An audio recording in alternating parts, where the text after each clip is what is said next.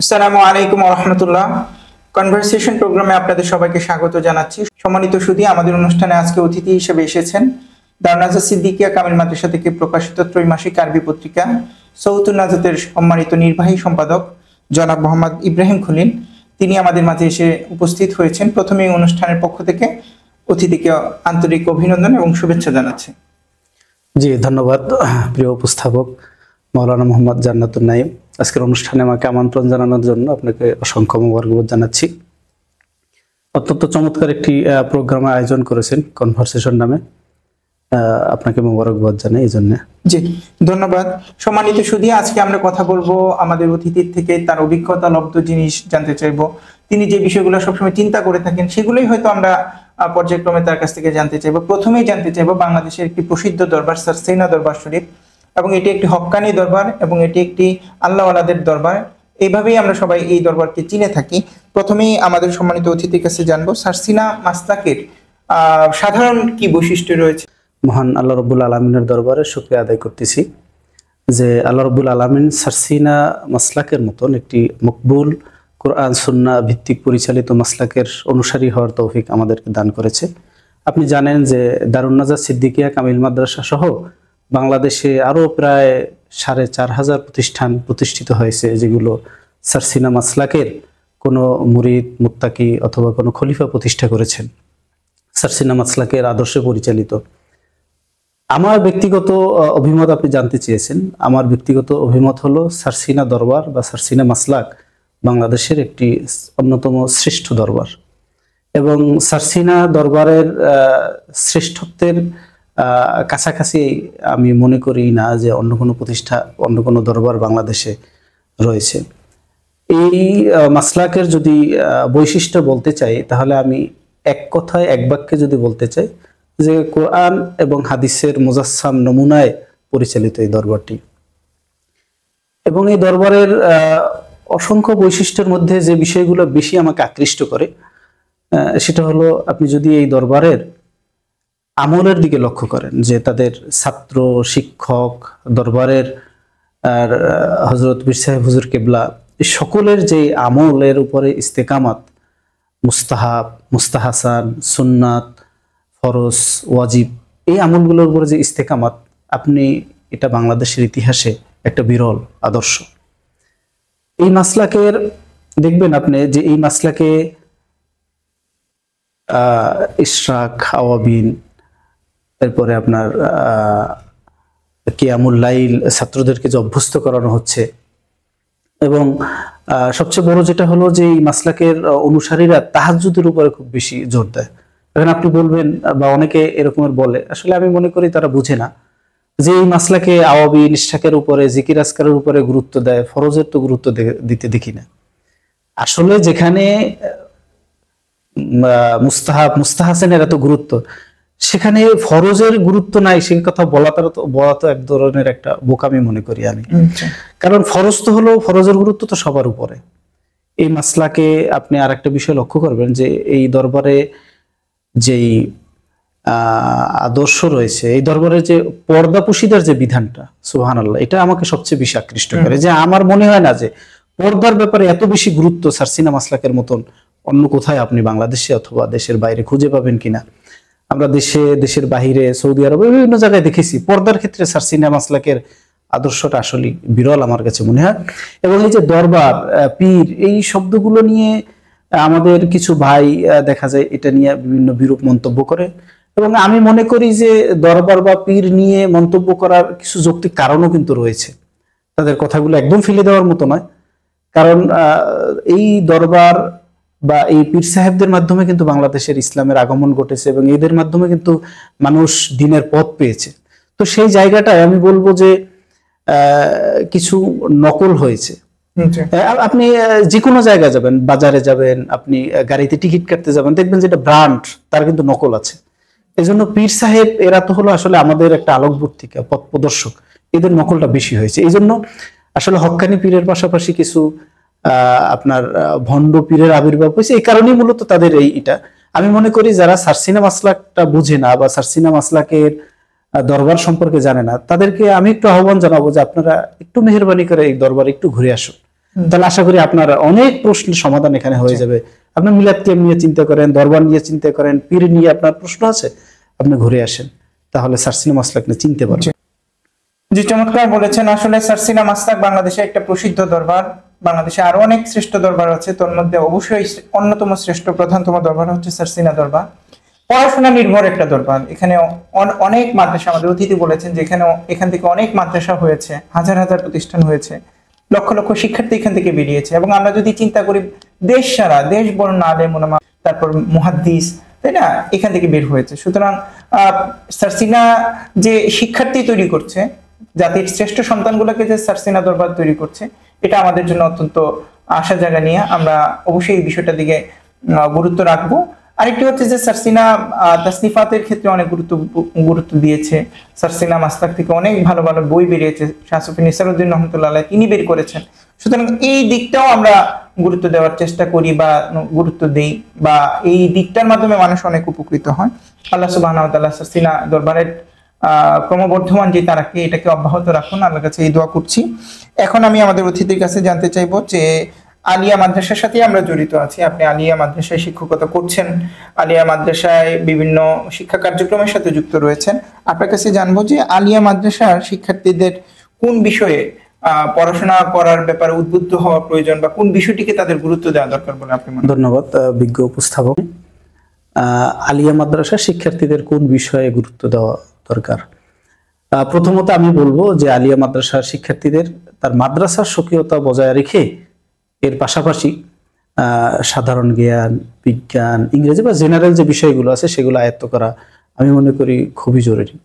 তো সর্বপ্রথম আমি মনে করি আলিয়া মাদ্রাসা শিক্ষার্থী যেহেতু তাদের বেসিক বিষয়টা হলো আরবি, কোরআন, হাদিস, এই বিষয়গুলোর উপরে তাকে প্রথমত দক্ষ হতে হবে। যেহেতু সে মাদ্রাসা শিক্ষার্থী হিসেবে তার মাদ্রাসার যে ব্যাকগ্রাউন্ড সেটাকে ঠিক রেখে এরপরে আমি মনে করি ভাষার দিকে তাকে গুরুত্ব দিতে হবে। আরবির পাশাপাশি ইংরেজিকেও সমানভাবে ইংরেজিকে গুরুত্ব দিয়ে দক্ষ হতে হবে। এবং যে কথাটা বলতেছিলাম যে ফিজিক্স, কেমিস্ট্রি, বায়োলজি এই বিষয়গুলোতেও গুরুত্ব দিতে হবে। কারণ হলো কোরআন কিন্তু ফিজিক্স, কেমিস্ট্রি, বায়োলজির কে বাদ দিয়ে কোরআন কিন্তু আলোচনা করে না। এই বিষয়গুলো কিন্তু কোরআন গুরুত্ব দিয়েছে। কোরআনকে বুঝতে হলে কিন্তু সায়েন্সের বিষয়গুলো প্রয়োজন। এবং আপনি আমাদের দেশে বা দেশের বাহিরে যে বড় বড় বিজ্ঞানী বা সাধারণ শিক্ষিত মানুষ রয়েছেন, তারা কিন্তু কোরআনের এই বিষয়গুলো যদি কোরআনের আলোকে উপস্থাপন করতে পারে একজন মাদ্রাসা শিক্ষার্থী হিসেবে, তাহলে কিন্তু তারা খুবই লোভনীয়ভাবে কোরআনের এই বিষয়গুলা গ্রহণ করবে। সেজন্য আমি মনে করি যে শুধুমাত্র মাদ্রাসা শিক্ষার্থী আরবি, কোরআন, হাদিসের মধ্যে সীমাবদ্ধ থাকবে বিষয়টা যেন এমন না হয়। মাদ্রাসা শিক্ষার্থীকে অলরাউন্ডার হতে হবে, এটাই হলো গুরুত্বপূর্ণ। চমৎকার বলেছেন। সম্মানিত সুধী, আসলে আলিয়া শিক্ষা ব্যবস্থা একটা মডারেট শিক্ষা ব্যবস্থা, এবং আমরা অনেক চিন্তা করেছি। আমরাও যে আলিয়া শিক্ষার সাথে যুক্ত হয়েছি, আমরা একেবারে চিন্তা ভাবনা ছেড়েই এখানে এসেছি, ব্যাপারটা এরকম না। বরং আমরা অনেক গবেষণা, অনেক চিন্তা ফিকির করেছি এবং ভেবেছি এবং সিদ্ধান্ত নিয়েছি, এবং এটাই সঠিক মনে করছি যে বাংলাদেশের শ্রেষ্ঠতম শিক্ষা ব্যবস্থা হচ্ছে আলিয়া শিক্ষা ব্যবস্থা। হ্যাঁ, ত্রুটি বিচ্যুতিগুলো যদি আমরা এড়িয়ে যেতে পারতাম তাহলে এর সুফলটা আমরা বেশি পেতাম। কিন্তু আলিয়া শিক্ষা ব্যবস্থাটাই মডারেট শিক্ষা ব্যবস্থা, এটা আমরা বিশ্বাস করতে চাই, এবং এটার অনেক প্রমাণও রয়েছে। এক্ষেত্রে আমাদের যে জিনিসটা চিন্তায় রাখা দরকার, আমরা যারা আলিয়া শিক্ষার্থী রয়েছি, আমাদের মনে করতে হবে যে আমরা একজন সৈনিক। সাধারণ মানুষ এবং সৈনিকের মধ্যে তো পার্থক্য থাকে। সাধারণ মানুষ অনেক কিছু করে না, কিন্তু সৈনিকদের অনেক পরিশ্রম করতে হয়। ঠিক তেমনি ভাবে আলিয়া শিক্ষার্থী যারা মুজাহিদ, যারা সৈনিক, তারা অনেক বেশি পরিশ্রম করবে। সাধারণ শিক্ষার্থীরা যদি 8 ঘন্টা পড়াশোনা করে, তাহলে আলিয়া শিক্ষার্থীদের 12 ঘন্টা 14 ঘন্টা পড়াশোনা করা উচিত বলে আমরা মনে করি। এভাবেই যদি আমরা করতে থাকি, তাহলে আলিয়ার যে উদ্দেশ্য, সেই উদ্দেশ্য একদিন সার্থকভাবে বাস্তবায়িত হবে বলে আমরা বিশ্বাস করতে চাই। আমরা অতিথির কাছে জানবো যে আপনি বললেন যে ভাষা শিক্ষার কথা বললেন, ভাষা শিক্ষা করা উচিত। বিশেষ করে আমাদের মাদ্রাসা শিক্ষার্থীদের তো আরবি ভাষা সম্পর্কে অবশ্যই জানা দরকার। তো আরবি ভাষাকে আমরা কিভাবে সহজে আয়ত্ত করতে পারবো? জি, ধন্যবাদ। আরবি ভাষা আসলে একটা ম্যান্ডেটরি বিষয় মাদ্রাসার শিক্ষার্থীদের জন্য। আর আরবি ভাষার গুরুত্ব এটা আসলে আলোচনা করে শেষ করা সম্ভব না। আমরা জানি জাতিসংঘের দাপ্তরিক ভাষা আরবি, এবং প্রায় 25 কোটিরও বেশি জনগণ কিন্তু এই ভাষাতে মানুষ কথা বলে। গুরুত্বপূর্ণ একটা ভাষা। কিন্তু এখানে আরবি ভাষা আয়ত্ত করার ক্ষেত্রে আমাদের আলিয়া মাদ্রাসা শিক্ষার্থীরা কিন্তু তুলনামূলক আমরা অনেকে পিছিয়ে আছি। আমাদের প্রথমত কথা হলো শিক্ষার্থীদেরকে উদ্বুদ্ধ করতে হবে যে আসলে এই ইংরেজি ভাষা শিক্ষা করলে যেভাবে আমরা বিভিন্ন সেক্টরে সুবিধা পাচ্ছি, আরবি ভাষার সুবিধা কিন্তু তার চেয়ে অনেক জায়গায় অনেক ক্ষেত্রে বেশি আছে। তো প্রশ্ন করেছিলেন যে কিভাবে আমরা আরবি ভাষাকে আয়ত্ত করতে পারি। আমি মনে করি প্রথমত আরবি ভাষা আয়ত্ত করার জন্য মাদ্রাসা শিক্ষা প্রতিষ্ঠানগুলোতে আরবি ভাষা চর্চার একটা পরিবেশ তৈরি করা দরকার। যেভাবে দারুন নাজাত মাদ্রাসা নাহাদাতুল লুগা আল আরাবিয়া নামে বা আরাবিক ল্যাঙ্গুয়েজ ক্লাব যেটাই বলি, এই নামে কিন্তু একটা সংগঠন দাঁড় করিয়েছে। এর মাধ্যমে শিক্ষার্থীদের আরবি ভাষার চর্চা, আমি মনে করি প্রথমত যেই শিক্ষার্থীরা ইবতেদায়ী লেভেলে থাকবে তাদেরকে ইবতেদায়ী লেভেলের যে আরবিটা আমাদের পাঠ্যপুস্তক করা আছে সেটাকে মুখে নিয়ে আসতে হবে। আমাদের অনেক সময় থাকে যে ওটা পাঠ্যপুস্তকে থাকে, আমরা অনুবাদ পড়িয়ে দিই, হাতের লেখা দিয়ে দিই না, বিষয়টা এমন না। এখানে আপনি দেখবেন যে দাখিল স্তরে এসে হেওয়ার দেওয়া আছে। এই হেওয়ারগুলোর উদ্দেশ্যটা কি? যে আমরা যেন পরস্পরে আরবিতে কথা বলতে পারি। এটাকে কিন্তু আমরা যেভাবে ক্লাসে পড়াই, দেখা যায় একটা শব্দ চেঞ্জ করে অনেকগুলো বাক্য তৈরি করে আমরা শিখাই। এবং সর্বোপরি কথা হলো যে এদের একটা পরিবেশ তৈরি করে দিতে হবে। আরবি ভাষার জন্য আপনি জলসার আয়োজন করতে পারেন, বিভিন্ন সভা, সেমিনার, সিম্পোজিয়াম, এবং আরবি লেখালেখির যে দক্ষতা অর্জন করার জন্য আমি মনে করি দারুন নাজাত মাদ্রাসা যে আয়োজনটা করেছে সৌতুন নাজাত, এই ধরনের মাদ্রাসাগুলোতে পত্রিকা প্রকাশের আয়োজন করা দরকার। তাতে ছাত্রদের কিন্তু লেখালেখির একটা অভ্যাস তৈরি হবে। এবং আবাসিক যে প্রতিষ্ঠানগুলো আছে সেখানে যদি শিক্ষার্থীরা পরস্পর আরবিতে কথা বলে, আবাসিক শিক্ষক যারা রয়েছেন তারা যদি বিষয়টা গুরুত্ব দেন যে শিক্ষকের সাথে কথা বলবে সেটা যেন আরবিতে, ভুল হোক, ভুল হলে আমরা প্রাথমিকভাবে শিক্ষার্থীদের ভুলগুলো ধরবো না। এই যে পরস্পর কথা বলা, এটাকে আমাদের চর্চায় নিয়ে আসতে হবে। আপনি দেখবেন যে ছোট ছোট শিশুরা যখন 5 বছর 6 বছর হয় তারা কিন্তু মাতৃভাষায় কথা বলে, অনর্গল কথা বলতেছে। আমাদের দেশের এই বিভিন্ন কর্মচারীরা তারা বিদেশে চলে যায়, সৌদি আরবে চলে যায়, 6 মাস পরে এসে তারা আরবিতে কথা বলতে পারতেছে, অথচ তারা কোনো আরবি কোনো একাডেমি অথবা কোনো ইনস্টিটিউট কোথাও পড়াশোনা করে না। কিভাবে সম্ভব? আমি মনে করি এটা চর্চার মাধ্যমে হয়েছে। এবং এরকম একটা পরিবেশ করা দরকার যে না, এই পরিবেশে আপনি আরবি ছাড়া কথা বলতে পারবেন না, শিক্ষকও বলবে না, ছাত্রও বলবে না। শিক্ষক ক্লাসে পাঠদান করবে, সেখানে আরবিতে লেকচার হবে, এবং সেটা প্রাইমারি লেভেলের ছাত্রদের কাছে যেন না হয়।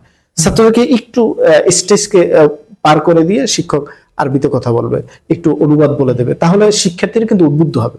আমাদের যেখানে গ্যাপ সেটা হলো আমরা শিক্ষকরা কিন্তু ক্লাসে সবাই আরবিতে লেকচার দিই না। এই জায়গাটা কিন্তু বড় একটা গ্যাপ রয়েছে। আমরা শিক্ষার্থীদের সাথে আরবিতে কথা বলি না। আমাদের এই অভ্যাসটা পরিবর্তন করা দরকার। আমাদের দেশে দেখবেন যে অনেক বড় বড় মুহাদ্দিস আছে, অনেক বড় বড় পদের উলামায়ে কেরাম আছেন, তারা অনেক ভালো কিতাব পড়েন বা কিতাব পড়াতে পারেন। তারা কিন্তু ওই যে আরবিতে কথা বলার অভ্যাস না থাকার কারণে এক জায়গা দাঁড় করিয়ে দিলে কথা বলতে চাইলে কিন্তু তারা আটকে যায়। এটা তো হওয়ার কথা না, তাই না?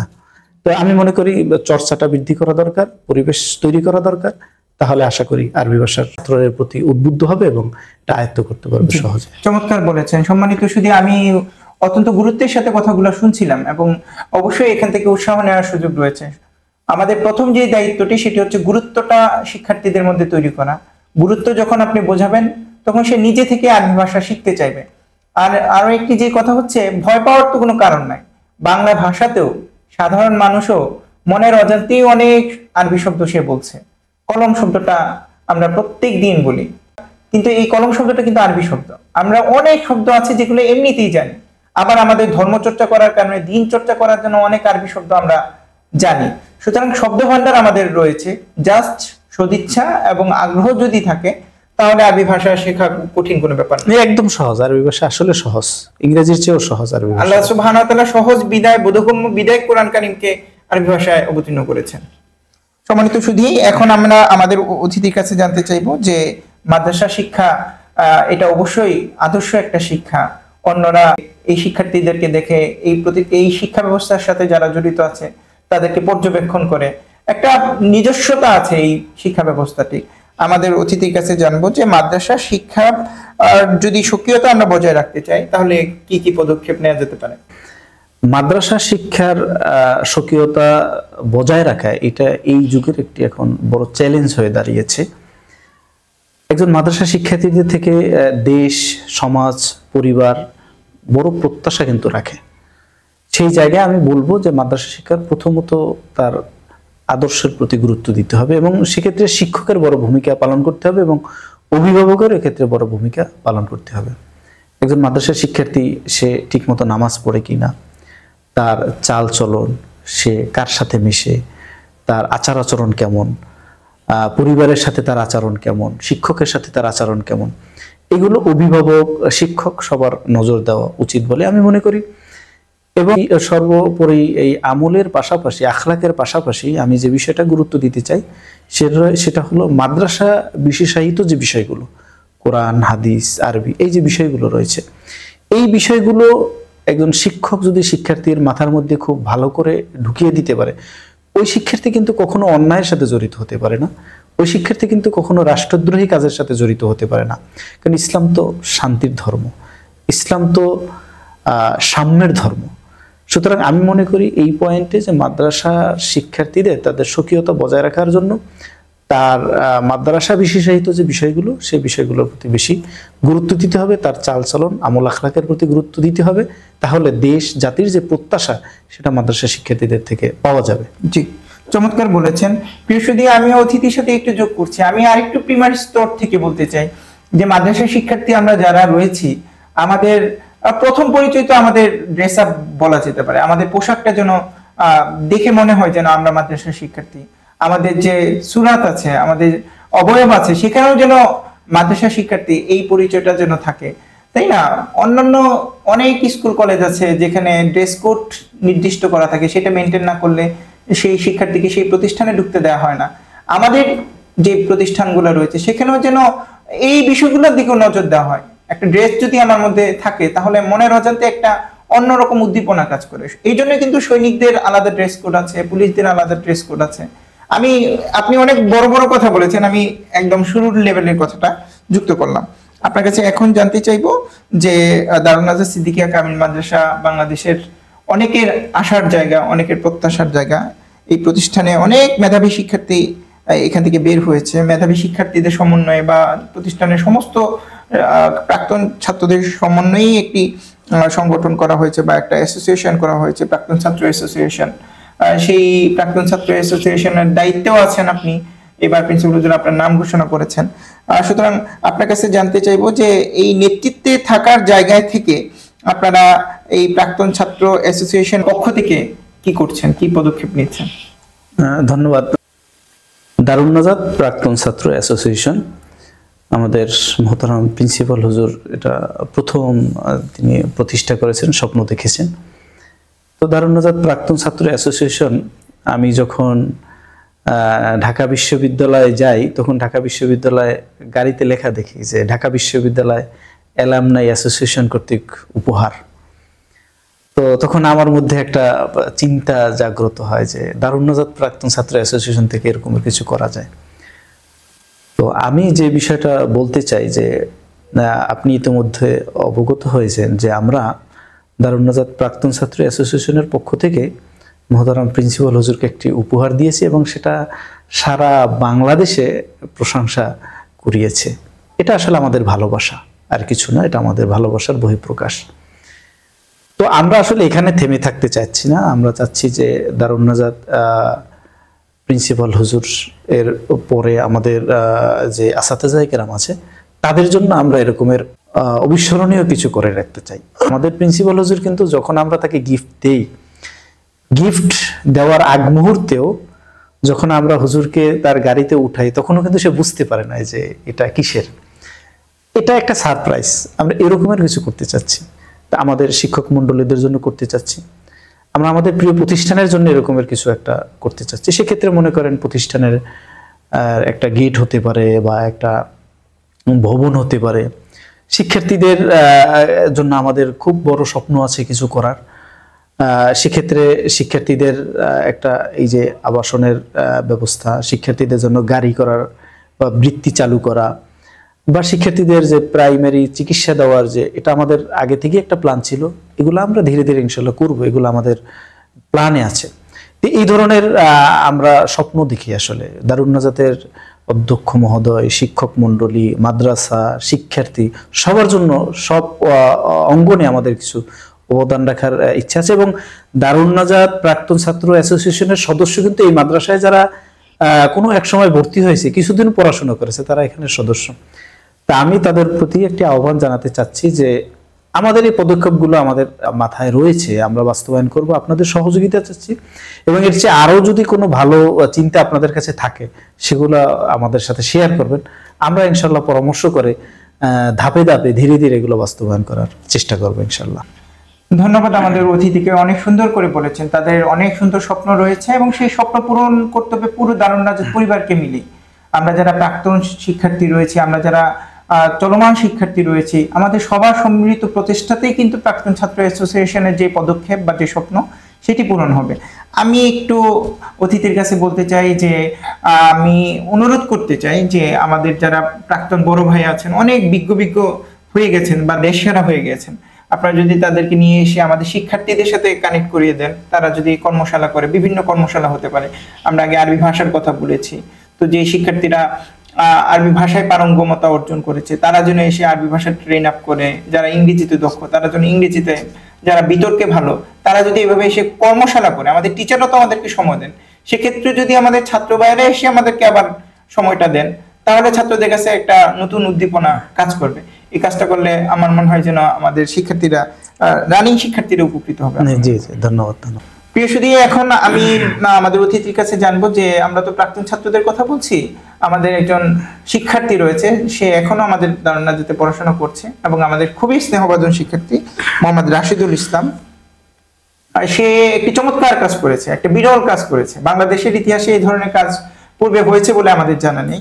সে আমাদের জাতীয় কবি কাজী নজরুল ইসলামের যতগুলো ইসলামী গান রয়েছে, যতগুলো ইসলামী হাম নাত রয়েছে, জাগরণীয় সঙ্গীত রয়েছে, সবগুলো অনেক কষ্ট করে 2-3 বছর খেটে খুঁটে সে একটা সংকলন তৈরি করেছে এবং সেটার নাম দিয়েছে কালজয়ী হামনাথ। কাজী নজরুল ইসলামের মর্মস্পর্শী কালজয়ী হামনাথ ও ইসলামী জাগরণী। একটা চমৎকার বই। আমি এই বইটা নিজে সংগ্রহ করেছি, ক্রয় করেছি, পড়েছি এবং আমার ভালো লেগেছে। এবং আরো ভালো লেগেছে যে আজকে আমাদের যিনি অতিথি আছেন তার পৃষ্ঠপোষকতাতেই মূলত এই কাজটি হয়েছে, এটাও আমার কাছে ভালো লাগছে। আমি এই বইটার নেপথ্য রহস্য বা এই বইটা কিভাবে হয়েছে বা এই বইটার ব্যাপারে আপনাদের কি চিন্তা, এগুলো একটু জানতে চাইছি। ধন্যবাদ। একটা ব্যতিক্রম ধর্মী বিষয় নিয়ে এসেছেন, ধন্যবাদ জানাচ্ছি। আসলে রাশিদুল ইসলাম আমাদের মাদ্রাসারই অনার্সের ছাত্র। ওর সাথে আমার সম্পর্কটা একটা নিবিড় সম্পর্ক। ও এই মাদ্রাসা ভর্তি হওয়ার পরে রিয়াজুল জান্নাত 5 ছাত্রাবাসে থেকেছে এবং সেখানে আমি দায়িত্ব পালন করছি সেই শুরু থেকেই। তো রাশিদুল ইসলাম একবার বন্ধে আমি ছাত্রদের উদ্দেশ্যে কিছু নসিহত করেছিলাম এবং নসিহতের মধ্যে এটা একটা বিষয় ছিল যে তোমরা এই বন্ধে টার্গেট করতে পারো, যে এই বন্ধে তোমরা এই বইটা পড়বে, এই বইটা পড়বে। সে ব্যাপারে আমি কয়েকটা নির্দেশনা দিয়েছিলাম। তো তার মধ্যে একটা নির্দেশনা ছিল মারিফুল কোরআন, তাফসিরে মারিফুল কোরআন তোমরা চাইলে পড়তে পারো। তো ও সেই বন্ধে বইটাকে পড়া শুরু করেছে বাড়িতে গিয়ে এবং সেই জায়গা থেকে জান্নাত জাহান্নামের আলোচনা এসেছে, পড়েছে। সে উদ্বুদ্ধ হয়েছে যে খুব চমৎকার এবং বিরল সে তথ্য সেখানে পেয়েছে এবং সেগুলো সে সংকলন করার ইচ্ছা পোষণ করছে এবং বাড়িতে বসে সে যতটুকু পড়েছে সে ধীরে ধীরে সংকলন করেছে। সেখান থেকে কিন্তু তার মূলত হাতে খড়ি। সেই জায়গা থেকে জান্নাতের সৌরভ এই বইটার আগে তার একটা বই প্রকাশ পেয়েছে, সেই বইটা সে প্রকাশ করেছে।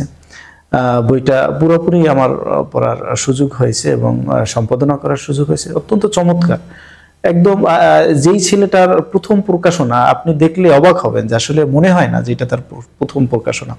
এই জায়গা থেকে তার লেখাপড়ার লেখালেখির প্রতি একটা অনুপ্রেরণা তৈরি হয়েছে এবং ওই বইটা লিখে সেখানে দেখেছেন প্রিন্সিপাল হুজুর কত চমৎকারভাবে প্রশংসা করেছেন এবং আমাদের সকলের প্রশংসা, আমাদের সকলের উৎসাহে সে আরো লেখালেখি করার অনুপ্রেরণা পেয়েছে। প্রায় 3 বছর ধরে কাজী নজরুল ইসলামের যেই সংকলনের উপর কাজ করার সে চেষ্টা করেছে। কখনো কাজ করে থেমে গেছে, মনে হচ্ছে যে এটা আর হবে না। আস্তে আস্তে 3 বছর পরে কিন্তু বইটা প্রকাশিত হয়েছে এবং এই বইটার মধ্যে বিরল কিছু বিষয় আছে যেগুলো সাধারণ যেই রচনাবলী বা সংকলন রয়েছে তার মধ্যে আপনি পাবেন না। এখানে দেখবেন যে বিরল বা দুর্বোধ্য যে শব্দগুলো আছে সে শব্দগুলো সে অনুবাদ নিয়ে এসেছেন এবং কাজী নজরুল ইসলামের যে হাম বা নাচ যে তিনি রচনা করেছেন তার প্রেক্ষাপটগুলো সে এখানে নিয়ে আসার চেষ্টা করেছেন। কিছু কিছু জায়গায় সে ব্যাখ্যা বিশ্লেষণ নিয়ে আসার চেষ্টা করেছেন। সে মোটামুটি অনেক চিন্তা করেছেন এবং অনেক দুর্লভ হামদ এবং নাত, যেগুলো সাধারণ কাজী নজরুল ইসলামের রচনাবলিতে পাওয়া যায় না, কিন্তু অত্যন্ত চমৎকার, সেগুলো সে অনেক স্টাডি করে গবেষণা করে সেগুলো সেখানে সংকলন করার চেষ্টা করেছে। আমাদের কবি নুরুল আমিন আমজাদি, আমাদের সকলের শ্রদ্ধাভাজন উস্তাদ, তিনি এটাকে সম্পাদনা করেছেন। তিনি একজন বড় মাপের কবি। তো সব মিলিয়ে আমি তার রাশেদের জন্য দোয়া চাই। রাশেদ এখনো মাত্র অনার্স প্রথম বর্ষের ওর ফলাফল প্রকাশিত হয়েছে, দ্বিতীয় বর্ষের ছাত্র সে। তো এখানে এসে সে এবং সে বলতেছে, হুজুর আমি লেখালেখি করতে গিয়ে আমার লেখাপড়া আবার ব্যাঘাত হচ্ছে কিনা এটাও চিন্তা করি। সে আসলে কি, সে লেখাপড়া করার পাশাপাশি যতটুকু অর্জন করে সেটাকে সে আবার কলমে নিয়ে আসার চেষ্টা করে। তাতে হয় কি, এটা কিন্তু একজন শিক্ষার্থী সফল হওয়ার একটা প্রধান সিঁড়ি আমি মনে করি। তাতে হয় তার ওই গবেষণা, তার পড়াটা তার জেহেনের মধ্যে কিন্তু স্থায়ী হয়ে যায়। এই কাজটা সে করেছে এবং অত্যন্ত বিনয়ী একজন ছাত্র। এবং আমি মনে করি যে আল্লাহ রাব্বুল আলামিনের দরবারে তার এই লেখাগুলো কবুল হবে এবং সেখানেই তার সার্থকতা। আমি ওকে বারবার একটা কথাই বলেছি যে তোমার এই বইটা, তোমার এই লেখালেখি যদি আল্লাহর দরবারে কবুল হয় তাহলে তোমার সার্থকতা। সম্মানিত শুধু আমাদের অতিথি বললেন, আমাদেরও আসলে ভালো লাগে যে আমাদের শিক্ষার্থীরা যখন এই ধরনের সৃজনধর্মী কাজ করে, সেটা লেখালেখির ক্ষেত্রে হোক, বক্তৃতার ক্ষেত্রে হোক, চিকিৎসার ক্ষেত্রে হোক, আবিষ্কারের ক্ষেত্রে হোক, যখন আমাদের শিক্ষার্থীরা সৃজনশীলতা নিয়ে আসে, তখন আমরা সমস্ত শিক্ষকেরা অনেক বেশি পুলকিত হই, ভালো লাগে আমাদের কাছে। সেদিনও প্রিন্সিপাল হুজুরের কাছে একটা শিক্ষার্থী এসেছে, সে নতুন করে ওই যে শীতকালে যে শাল হয় অনেকে, চমৎকার ক্যালিগ্রাফি সম্বলিত শাল নিয়ে এসেছে। এটা তার সৃজনশীলতা ছিল এবং প্রিন্সিপাল হুজুরকে দেখেছি অনেক খুশি হয়েছেন। এবং হুজুর বলেন যে আমার শিক্ষার্থীরা যখন এই ধরনের সৃজনশীল, মননশীল, রুচিশীল কিছু করে, তখন আমার কাছে খুব ভালো লাগে। আমার মনে হয় যে এটা শুধু প্রিন্সিপাল হুজুর না, আমরা যারা শিক্ষকের দায়িত্বে আছি, আমাদের সবার কাছে এটা সার্থকতার জায়গায় আমরা আসি, এইরকম একটা অনুভূতি আমাদের তৈরি হয়। আমরা রাশেদের জন্য শুভকামনা জানাতে চাই। সে যে কাজটি করেছে, সে ছোট মানুষ কিন্তু কাজ করেছে অনেক বড়। আল্লাহ সুবহানাহু ওয়া তাআলা তাকেও যেন কাজী নজরুল ইসলামের উসিলায় বা কাজী নজরুল ইসলামের কাজটা সে করেছে, আল্লাহ যেন এই উসিলায় তাকে অনেক বড় করেন, এই দোয়া আমরা করছি এখান থেকে। আল্লাহ তাআলা তার এই বইটা এবং পাঠক শ্রোতা যারা আছে তাদের সবাইকে এই বইটা সংগ্রহ করার জন্য আমরা অনুরোধ করতে চাই। আমাদের সামনে হয়তো মেলা আসছে, দারুন নাজাত বই মেলা, সেখানে এই বইটা থাকবে, আপনারা ওখান থেকে সংগ্রহ করতে পারবেন।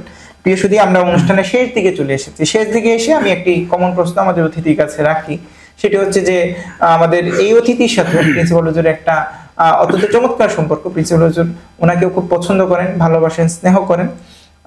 এই জন্যই সবসময় উনি প্রিন্সিপাল হুজুরের কাছেও থাকবার চেষ্টা করেন। আমি জানতে চাইবো যে হুজুরকে আপনি কিভাবে ধারণ করেন বা কিভাবে ফিল করেন? আসলে একটা প্রশ্ন করেছেন, বিষয় জানতে চেয়েছেন। আমার কাছে এটা খুব হৃদয়গ্রাহী বা স্পর্শকাতক বিষয়। কারণ আমার জীবনে আমি যতটুকু অর্জন করেছি, আসলে সিংহভাগ প্রিন্সিপাল হুজুরের আচার আচরণ, চাল চলন, কথাবার্তা বা তার সংস্পর্শ থেকে অর্জন করার সৌভাগ্য হয়েছে। আসলে প্রিন্সিপাল হুজুরের সম্পর্কে যদি আমি স্মৃতিচারণ করতে চাই, হুজুরের সাথে এই 2024 সনে আমাদের কাউখালী উপজেলা একটা মাহফিলে সঙ্গী হওয়ার সৌভাগ্য হয়েছে। তখন আমি আসলে দেখেছি যে হুজুরের আসলে আল্লাহ রাব্বুল আলামিন কি নিয়ামত আল্লাহ হুজুরকে দান করেছেন, কি মানসিকতা আল্লাহ হুজুরের মধ্যে দান করেছেন। হুজুর ওই এলাকাতে তার যত আত্মীয় স্বজন ছিল সবার বাড়িতে বাড়িতে গিয়ে দেখা করার চেষ্টা করেছেন এবং পরিচিত বন্ধু বান্ধব, আত্মীয় স্বজনের বাড়িতে গিয়ে, যারা কেউ বাড়িতে নাই, বাড়িতে গিয়ে তাদের কবর জিয়ারত করেছেন, তাদের জন্য দোয়া করেছেন। সামগ্রিকভাবে আসলে এই সফরটা আমার হৃদয়ে একটা ভিন্নভাবে নাড়া দিয়েছে যে আসলে হুজুর আসলেই একজন মহান। আগে জানতাম হুজুর মহান, কিন্তু কাছে থেকে যে তার এই মহানুভবতা উপলব্ধি করার একটা সুযোগ হয়েছে। এবং আমি আর একটা বিষয় এখানে যুক্ত করতে চাচ্ছি, সেটা হলো আল্লাহ রাব্বুল আলামিন এবছর হজ করার তৌফিক দান করেছেন আমাকে, এবং আমি এর জন্য আমি সম্পূর্ণ প্রিন্সিপাল হুজুরের দোয়া অবদান আমি স্বীকার করি। একটু প্রেক্ষাপট বলি। আমার ইচ্ছা ছিল যে আমি ওমরা করব। আমি হুজুর কাছে গিয়ে বললাম যে হুজুর আমার ওমরা করার ইচ্ছা। তখন হুজুর হাসতে হাসতে বললেন যে বেটা, যে আল্লাহ উমরা করাতে পারেন সে আল্লাহ হজ করাতে পারেন না?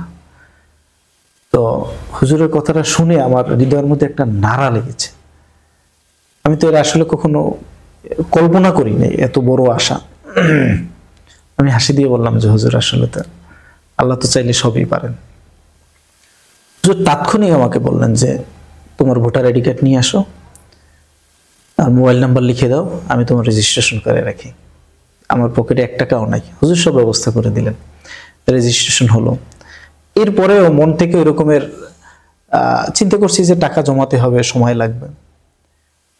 তো ট্রাভেলস থেকে ফোন দেয় যখন হজের মৌসুম আছে যে আপনি এবার চাইলে যেতে পারেন, যাবেন কিনা।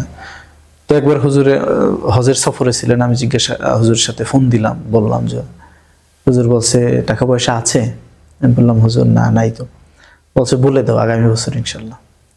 আবার পরের বছর এসে বললাম হুজুর তারা তো ফোন দিতেছে। তো এরপরে যাই হোক, প্রিন্সিপাল হুজুর আমাকে যেভাবে সহযোগিতা করেছেন, এবং আমার মনে হয় হুজুরে আমার মাথার মধ্যে না দিলে এটা এখন আমার পক্ষে কখনোই সম্ভব ছিল না। দীর্ঘ সময় হজের সফরে হুজুরের সান্নিধ্যে কাটানোর সুযোগ হয়েছে। তো আমি এক কথায় বলতে চাই যে হুজুর আসলে আমাদের জন্য একটা জীবন্ত আল্লাহর ওলি, এবং হুজুরের সান্নিধ্য বা সোহবতে থাকতে পারা, এটা আমি মনে করি যে আল্লাহর বিশেষ অনুগ্রহ আমাদের প্রতি, এজন্য আমরা থাকতে পেরেছি। তো অনেক সময় আমরা কোনো প্রয়োজন ছাড়া হুজুরের কাছে গিয়ে দাঁড়াই, আমাদের আসলে অন্য কোনো প্রত্যাশা না, প্রত্যাশা শুধু একটাই যে হুজুরের সংস্পর্শ নেওয়া, হুজুরের সান্নিধ্যে থাকা, এটা আমাদের জীবনের বড় প্রাপ্তি। এই আল্লাহ রাব্বুল আলামিন আমাদের কি এইরকমের একজন মানুষের সান্নিধ্যে থাকার যে সুযোগ করে দিয়েছেন, এজন্য আমরা রবের কাছে লক্ষ লক্ষ কোটি কোটি শুকরিয়া আদায় করেও আসলে আমরা শেষ করতে পারবো না। আমরা শুকরিয়া আদায় করি এবং প্রিন্সিপাল হুজুরের জন্য আমরা দোয়া করি আল্লাহ রাব্বুল আলামিন হুজুরের ছায়াকে আমাদের উপর যেন দীর্ঘায়িত করেন, হুজুরের সংস্পর্শ যেন আমাদের জন্য দীর্ঘায়িত হয়, এবং আল্লাহ রাব্বুল আলামিন হুজুরের যে স্বপ্ন, সেই স্বপ্নগুলো যেন আল্লাহ কবুল করেন এবং বাস্তবায়ন করার তৌফিক দান করেন। সর্বপ্রতি আমাদের প্রিয় প্রতিষ্ঠান দারুন নাজাত সিদ্দিকিয়া কামিল মাদ্রাসাকে আল্লাহ রাব্বুল আলামিন কিয়ামত পর্যন্ত সুন্নাত তরিকার উপরে দায়েম এবং কায়েম রাখুক। সর্বশেষ আমি, আপনি বিজ্ঞ উপস্থাপক, আমি এই ক্ষুদ্র মানুষকে এখানে আহ্বান করেছেন, এজন্য আপনাকেও ধন্যবাদ জানাচ্ছি। এবং আপনি এই যে মহৎ খেদমত করার মানসিকতা নিয়ে এগিয়ে যাচ্ছেন, আমি দোয়া করি আল্লাহ রাব্বুল আলামিন আপনার এই খেদমতকে কবুল করুক এবং সেটা দিনের জন্য কবুল করুক। আল্লাহ রাব্বুল আলামিন আপনাকেও দিনের জন্য কবুল করুক। সম্মানিত শুধু আমাদের অতিথি প্রিন্সিপাল হুজুরের স্মৃতিচারণ করলেন। আমি যখন প্রিন্সিপাল হুজুরের স্মৃতিচারণ শুনি তন্ময় হয়ে শুনতে থাকি এবং ভালো লাগে, এবং এক একজনের থেকে এক এক রকম গল্প আমি শুনি, আপনারা শুনেন। অবশ্যই দেখেন একটা মানুষের কি বৈচিত্র্যপূর্ণ জীবন, তিনি প্রত্যেকে এসে তার জীবনের সেরা ঘটনাই বলতেছেন এবং প্রিন্সিপাল হুজুরের সাথে তার সম্পর্কটাকেই সেরা বলছেন। তাহলে একটা মানুষ কিভাবে বড় হয়? আমরা দূর থেকে মনে করি তিনি অনেক বড়, তিনি অনেক মহান, কিন্তু বড় হওয়ার নেপথ্যে যেই কাজগুলো আছে আমরা যদি সেগুলো ফলো করি, আজকে আমাদের অতিথি বলেছেন তিনি আত্মীয় স্বজনদের সাথে খোঁজ খবর রাখেন, আত্মীয় স্বজনদের সাথে তার ব্যস্ততার মধ্যেও কানেক্ট থাকার চেষ্টা করেন। আমারও সুযোগ হয়েছে হুজুরের সাথে বিভিন্ন সফরে যাওয়ার, হুজুরের বাড়িতে যাওয়ার সুযোগ হয়েছে। তিনি কিভাবে তার ধনী দরিদ্র সব ধরনের আত্মীয়ের সাথে কানেক্ট থাকেন, ঈদে, বিভিন্ন উৎসবে, বিভিন্ন অনুষ্ঠানে কিভাবে কানেক্ট থাকেন সেটা আমারও দেখার সুযোগ হয়েছে। সুতরাং আমরাও যদি আল্লাহ তাআলার পক্ষ থেকে বিশেষ রহমত, বিশেষ বরকতপূর্ণ জীবন অর্জন করতে চাই, তাহলে অবশ্যই এভাবে মানুষের দোয়া নেওয়া দরকার, আত্মীয়দের দোয়া নেওয়া দরকার, উস্তাদদের দোয়া নেওয়া দরকার। এই বিষয়গুলো যদি আমরা প্রিন্সিপাল হুজুর থেকে শিখতে পারি তাহলে আমাদের জীবন সুন্দর হবে। এবং আমরা অনুষ্ঠানের শেষ পর্যায়ে চলে এসেছি। আমাদের অতিথি এতক্ষণ ছিলেন, আমাদের সাথে চমৎকার কথা বলেছেন। এই কথাগুলো আল্লাহ সুবহানাহু ওয়া তাআলা আমাদের আমল করার তৌফিক দান করুন। ইনশাআল্লাহ পরবর্তী অনুষ্ঠানে আবার দেখা হচ্ছে। ধন্যবাদ সবাইকে। আসসালামু আলাইকুম ওয়া রাহমাতুল্লাহ।